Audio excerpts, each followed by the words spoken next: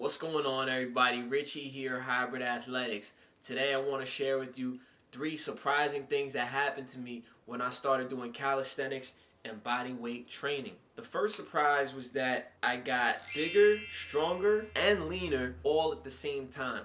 See, body weight training has this crazy phenomenon where when you are doing movements with your own body weight, your mind will make an association with eating less translates into making your training easier. So as opposed to something like bodybuilding where it really goes hand in hand with overeating, calisthenics actually does the opposite of that. Instead of overeating, you just eat enough to recover and build muscle while also forcing yourself to lose fat. Paul Wade goes into more detail on this phenomenon in his book Convict Conditioning. I highly suggest you check it out if you haven't. I'll leave a link in the description below so you can get that. So in addition to getting leaner, I thought, I'll probably get my endurance up, be able to do 50, 100 push-ups, something like that. But I thought eventually the strength would sort of plateau and level out. And I was so wrong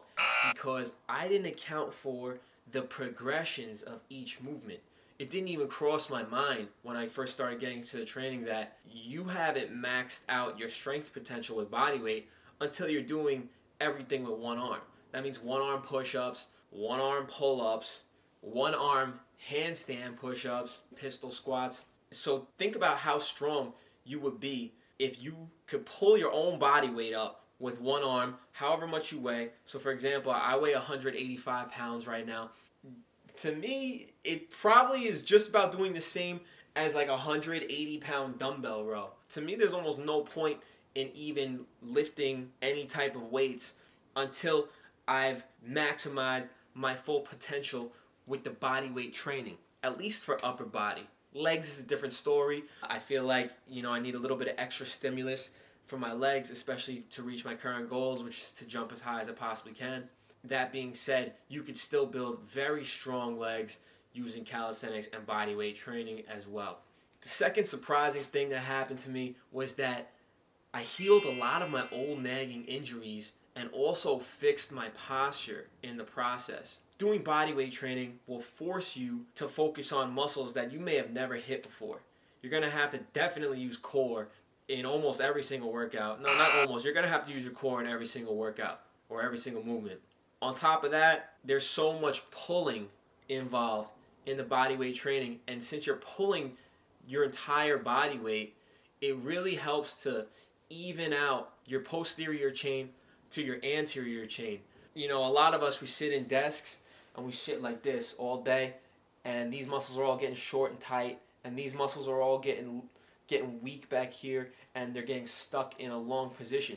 And then you're pulling and you're pulling and you're pulling and you're pulling until you just have a huge, strong back, and it completely just balances everything out. On top of that, squatting with your body weight is so good for your knees, it's so good for your hips, it's so good for your ankle mobility. Look, I'm just going to be straight up with you. I suck at squatting. I'm not built to squat. I got long femurs, short torso, terrible ankle mobility, terrible hip mobility. Some of you know that I have hip impingement that I've been dealing with for years. And I actually feel like I'm making a lot of progress with healing that. And I know that bodyweight training has been a huge part of me being able to not only deal with that, but start to overcome that. I also used to have chronic knee pain, and I was under the impression that squatting was terrible for your knees. And then I realized that maybe squatting is bad for your knees if you're squatting under a load with terrible form. But squatting with your body weight is not only good for your knees, it's one of the most natural movements we can do as humans. It's supposed to be the way that we hang out around campfires. Humans have been doing it for thousands of years. On top of that, it's the way that people take a shit. You go to a third world country, there's no lower back pain problems because they ain't sitting down. They're squatting all the time. Hanging, you want to talk about hanging from a bar? Hanging is like the best thing you could do for your shoulders. As primates, we're supposed to be hanging. We're supposed to be hanging. And it's the best thing you can do for your shoulders. Go look up the research on that. Go Google that. Go Google hanging. Hanging's so good for your shoulders. Doctors are recommending it. They're saying now hanging from a bar for 2 minutes a day can clear up any shoulder problems you have. Try it out. Hang from a bar for 2 minutes a day. If you just work your way up. It's so good for you, bro. The third thing that surprised me with the bodyweight training is that it's so addictive. It's crazy. It's crazy how addictive it is. So for those of you lacking motivation to get to the gym, just wait. Wait till you get hooked. Wait till you do your first set of rows and you do a set of 10. And then the next time you go, you do 15. And then the next time you go, you do 20, 25, 30. You're working your way up. And eventually, you're like, you know what? Let me get a pull-up. You grab that bar, you almost get that pull-up, but you're not quite there. You need to put in a little more work with the rows. So you do a few more rows, you jump on the bar, you grab it, you lower yourself down, you're building up that strength, and then boom, you get that first pull-up. Oops, just leveled up. What you gonna do now? You wanna do 5 pull-ups, right? So that's what you're gonna do. You're gonna work your way up to those 5 pull-ups. Oops, you got 5, now you want 10. You go all the way up, you're working up. You got 10 pull-ups now. You're doing your rows, you're doing your pull-ups. Out of nowhere, bam, you're doing 10 underhand grip pull-ups. You need to make it a little harder. You go out like this. Now you're doing the standard, traditional pull-ups. Oh, you can only do 5 like that. You're a little weaker because now you're engaging your back more. You're not using your bicep as much. So you're working up to that. Leveling up, leveling up. Anybody play video games? Y'all ever played any RPGs? You know why they're designed like that. They're designed to be addictive.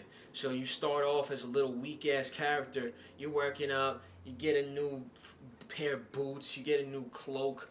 You know, you get some attributes. Your character starts getting stronger and stronger. And you just keep on leveling up. You're grinding. You're doing missions. You're getting new equipment, new weapons, shit like that. And then, oops, you're the most powerful dude in the game.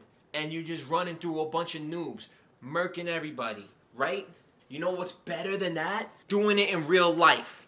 And that's exactly what it is. Every time you do a new move, you just level up. It's like getting that new piece of equipment that boosts your speed or your stamina, except it's real life. Yo, you could be one of the best athletes in the world. I'm serious. So that's just 3 surprising things that happened to me. Got bigger, got stronger, got leaner, cured my old injuries, fixed my posture, didn't have to get surgery on my hip, and got addicted. Now I couldn't stop if I wanted to. It's training for life. Richie, Hybrid Athletics. Like, subscribe, share. Talk to you next time.